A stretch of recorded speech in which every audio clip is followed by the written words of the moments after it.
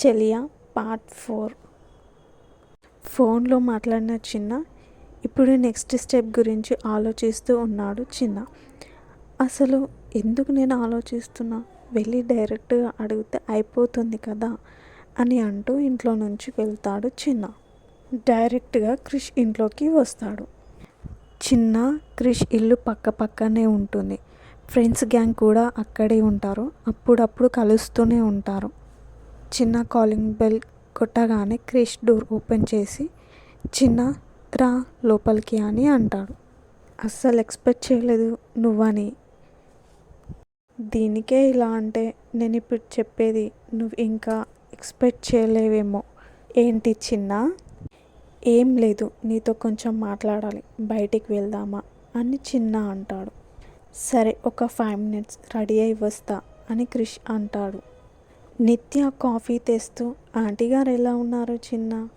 నాకు అడిగితే ఏం తెలుస్తుంది నిత్య, క్రిష్ని అడుగు. వాళ్ళు రోజు ఫోన్ మాట్లాడుతూనే ఉంటారుగా. అది నిజమే అనుకో. అవును, నువ్వేంటి మరి ఎప్పుడు మాకు మర్దల్ని చూపిస్తున్నావు చిన్న? ఈవినింగ్ చూపిస్తాలే నిత్య. ఏంటి నిజమా? చూసావా, ఈవినింగ్ మనకి చిన్న తన గర్ల్ ఫ్రెండ్ని చూపిస్తాడంట వస్తున్న క్రిష్కి చెప్తుంది నిత్య. క్రిష్ చిన్న ఫేస్ని చూస్తాడు. వెళ్దామా అని చిన్న అంటాడు. పద. సరే వెళ్ళొస్తా అని నిత్యకి చెప్పి ఇద్దరు బయటికి వెళ్తారు. కార్లో ఏదో మాట్లాడాలి అని అన్నావు చిన్న. నాతో అంత ధైర్యం ఎప్పుడు వచ్చింది క్రిష్ నీకు అని చిన్న అంటాడు. అది నాకంతా తెలుసు, మా అమ్మను తోడు దొంగలు కదా. క్రిష్ చిన్నగా నవ్వుతాడు. కొంచెం సేపు సైలెంట్గా నడిచింది. చిన్న కార్ని సిటీ దగ్గర ఉన్న లేక్కి తీసుకెళ్తాడు. కారులో నుంచి బయటకు వచ్చిన తర్వాత క్రిష్ ఏమైంది చిన్న, ఇక్కడికి తీసుకొచ్చావు అని అంటాడు. క్రిష్ నిన్న నువ్వు చెప్పింది నిజమే, నాకు ఒక తోడు కావాలి, నా లైఫ్కి ఒక అర్థం అనేది ఉండాలి అని.